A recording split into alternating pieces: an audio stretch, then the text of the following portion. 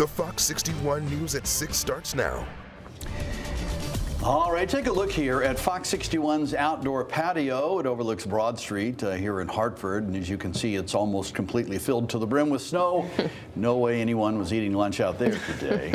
And there's no way Comet in Windsor here would have been able to get outside without a shoveled pathway. Her owners say they measured 18 inches of snow at their home, and Comet is just slightly taller than that snow. Yeah.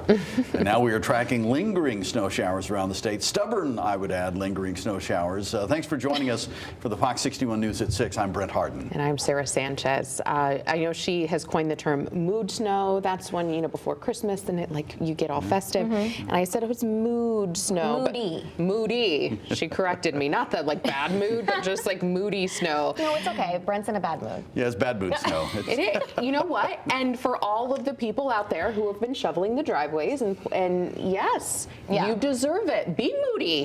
Check it out. Let's get moody together. And you can see the radar right now. That's kind of filled back in again. And here's the problem. Today, the plows were out. And thank you so much to all of our road crews that continue to work so hard doing their thing. Because it is so cold, usually you run the plows, and then that little thin layer of snow that's left over on the roads gets melted during the day. But it's so cold and it was cloudy today and it just wouldn't. So I know on my drive to work here at 2:30 in the afternoon, the roads were still snow covered and slippery, at least the back roads that I took. I'm sure the highways were a lot better. But now we have an additional coating of snow that's coming down. We're not expecting much, but still, every little flake can stick when you've got temperatures like this. Ridgefield, Newtown seeing some snow, reporting light snow right now in Waterbury. And this might even be a little bit more intense here in Tolland and Windham counties, where, again, there could be an additional coating of snow, but likely less than an inch. Glastonbury and Hartford also seeing that snow fill back in as well.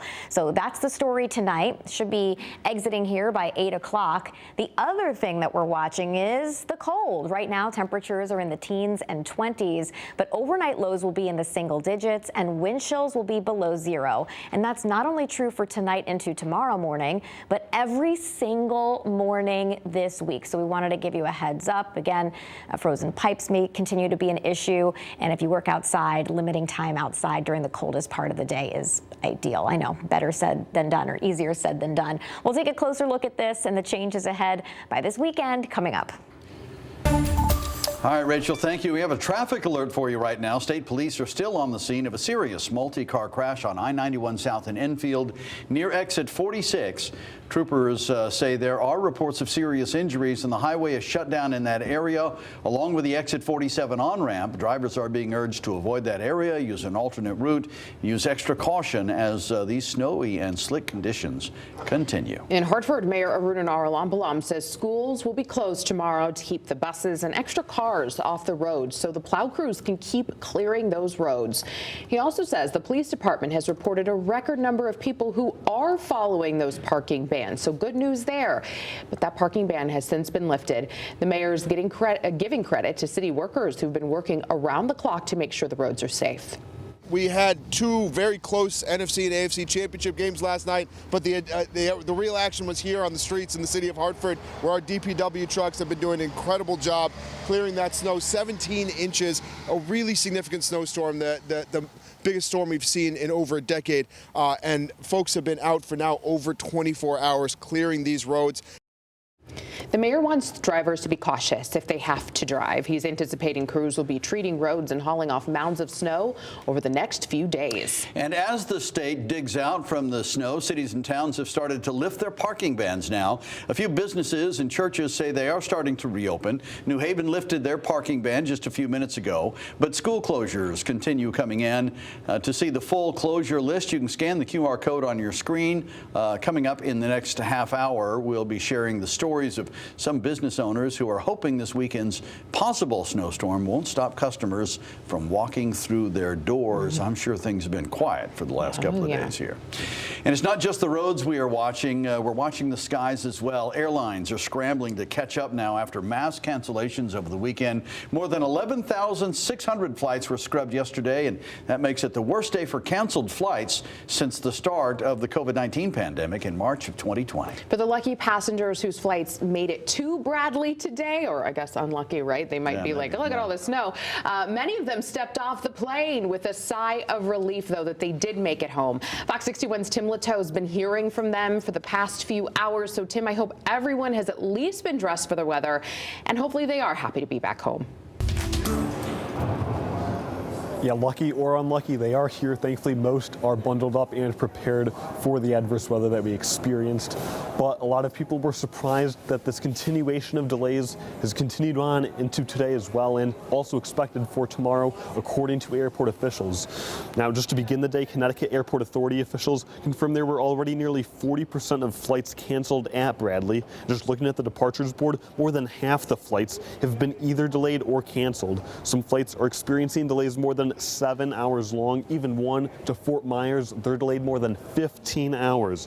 I've been talking to stranded passengers throughout the day who are just hoping to return home from a long weekend or are traveling for business. Mark Huschel from Gales Ferry is hopeful to get to Boise, Idaho for a work trip. He knew snow could be an issue, but was surprised to see that his flight didn't have any delays when he woke up this morning, but he got to the airport and it all changed. I saw a lot of flights were canceled, but my flight was still on. Then it was a half hour late, so I thought I was in luck. So I got ready, left a little early. The roads were a little sloppy, not terrible. Got here and found out the flight was canceled. Now he's hoping to get a flight tomorrow, but he's skeptical it will actually take off. Delays are expected to continue into this week, according to airport officials. Today, ground crews have been focused on snow removal and cleanup, but they say many of the delays are as a result of other airports.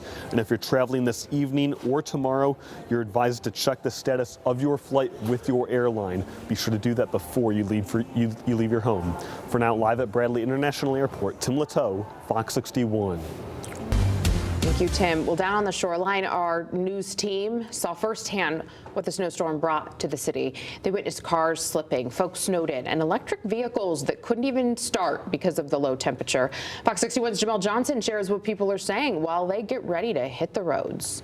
The conditions down here in New Haven is still a winter wonderland. Snow is in piles. They're mile high, but a lot of the snow accumulation is kind of getting moved out of the roads. A lot of the snow plows are doing their work. DOT had more than 200 contractors over the weekend just getting those roads clear and getting those roads safe for everybody on the roads. Here we're at Hotel Marcel. We were able to catch up with a man who actually worked here at the hotel overnight. He was called in on his day off, and he works at the bar. He was nice enough to kind of talk to us a little bit, and here's what he had to say about his stay at the hotel and basically having to move his car and shovel his car out of the snow. Having a plow, it was a little tough because everything was kind of built up right on that snowbank, but it was really only the one little line because they did get most of the stuff out of the way. So not too much, but a lot of snow for what we're used to.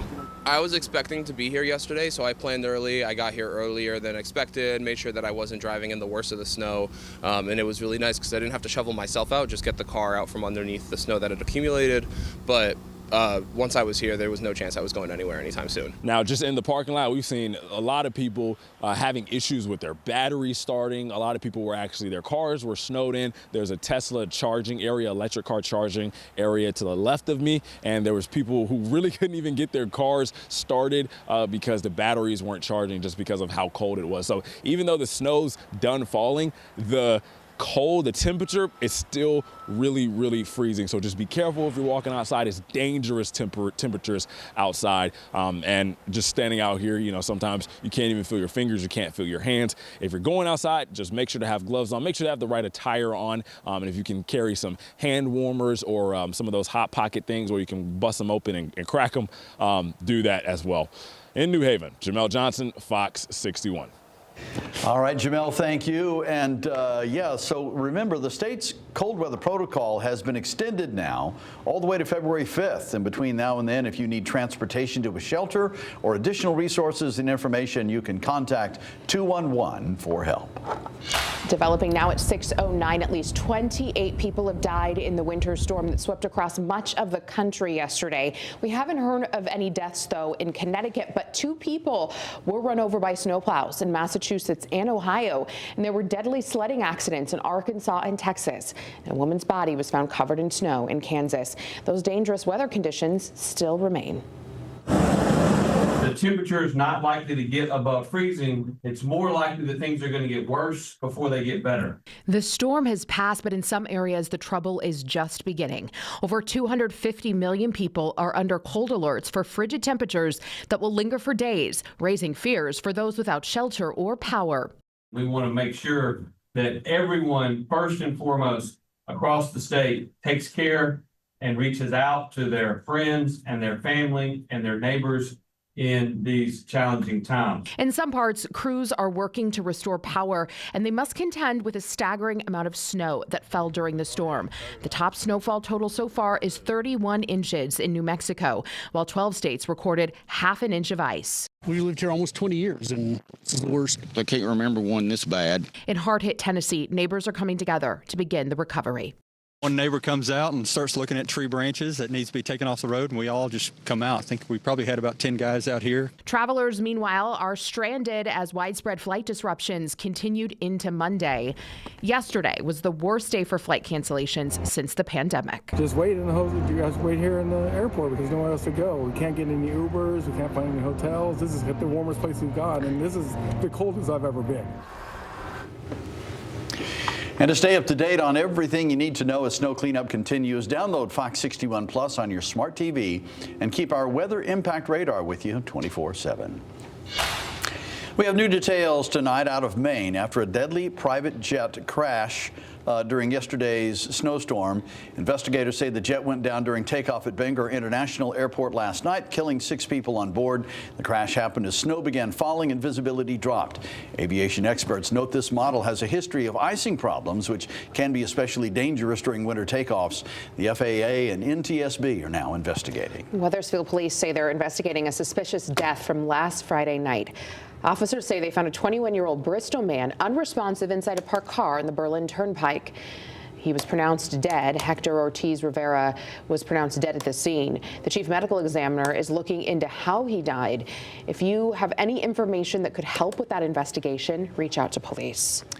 Well, police have now identified the fisherman they found dead in the Stonington Harbor yesterday morning. Investigators say the death of 54-year-old Thomas Williams doesn't appear to be suspicious at this point. Searchers say they found him near the boat he was last known to have been on. Williams' death is under investigation. Well, new here at 6. 2 people are displaced and can no longer go home in New London. Firefighters say a deteriorated fireplace liner caused that fire. They say it started around 9 on the first floor of a William Street home. We're told smoke and fire was coming from a confined wall space. Firefighters noted that today's weather slowed them down getting to the home, but they were able to put it out quickly. They say there was moderate damage.